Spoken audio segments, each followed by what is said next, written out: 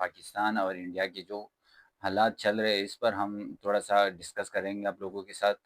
جو انڈیا نے رات کو حملہ کیا پاکستان کے اوپر اور 9 جگہوں کو 9 مقامات کو نشانہ بنایا، میزائل کے نشانہ بنایا۔ جوابی کارروائی میں پاکستان نے بھی انڈیا کے 5 رافیل طیاروں کو مار گرایا اور 7 فوجی ہیڈ کوارٹروں کو بھی نشانہ بنایا۔ تو اس پر ہم نے تھوڑا سا ٹاپک تیار کیا، آپ لوگوں کے ساتھ ڈسکس کریں گے ہم۔ پاکستان اور بھارت کے درمیان حالیہ کشیدگی ایک سنگین مرحلے میں داخل ہو چکی ہے، جس کی بنیاد 22 اپریل 2025 کو بھارتی کشمیر کے علاقے پہلگام میں ہونے والا دہشت گرد حملے پر ہوئی، جس میں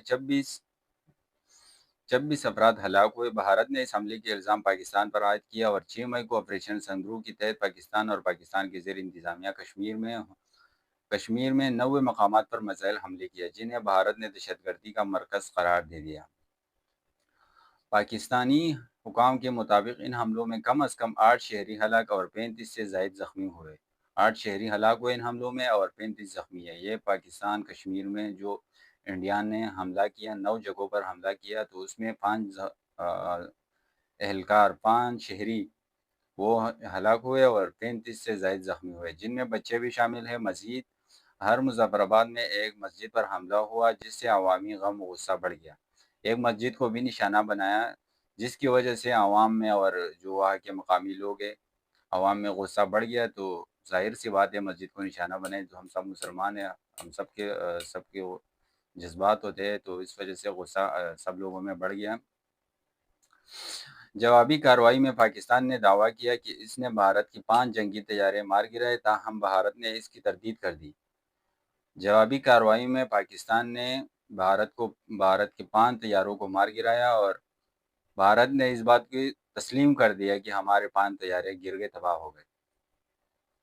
دونوں ممالک کے درمیان لائن آف کنٹرول پر شدید گولہ باری اور فائرنگ کا تبادلہ جاری ہے، جس سے سرحدی علاقوں میں خوف و ہراس پھیل گیا خوف اور ہراس پھیل گیا اور شہریوں کی نقل مکانی شروع ہو گئی۔ اس کشیدگی کے نتیجے میں بین الاقوامی سطح پر بھی تشویش پائی جاتی ہے۔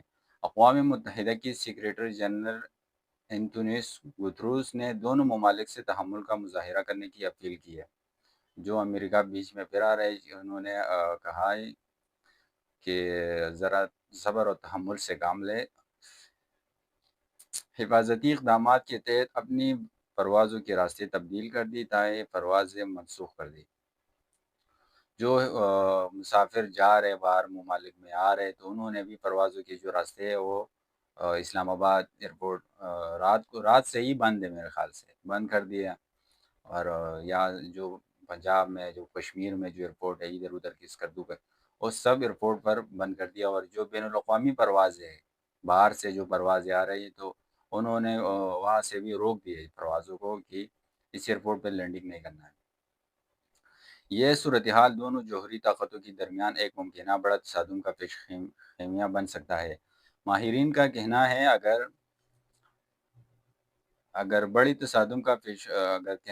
دونوں ممالک نے تحمل کا مظاہرہ نہیں کیا تو یہ کشیدگی خطے میں تباہ کن نتائج کا باعث بن سکتی ہے۔ ماہرین کا کہنا ہے، ماہرین یہ بول رہے ہیں، اگر ان دونوں نے صبر تحمل سے کام نہیں لیا تو یہ دونوں ایٹمی ممالک ہیں، اور اگر جنگ آگے بڑھ گیا تو یہ خطے میں بڑا نقصان ہوگا، خطے کے لیے، سب لوگوں کے لیے، پاکستان کا بھی بہت بڑا نقصان ہوگا، انڈیا کا بھی۔ تو یہ چھوٹا سا ٹاپک ہم نے تیار کیا تھا، پاکستان اور انڈیا کی جو موجودہ صورتحال ہے اس پر ہم نے آپ لوگوں کو بریفنگ دی۔ آگے بھی ہم ویڈیو بنائیں گے۔ چلو، اللہ حافظ۔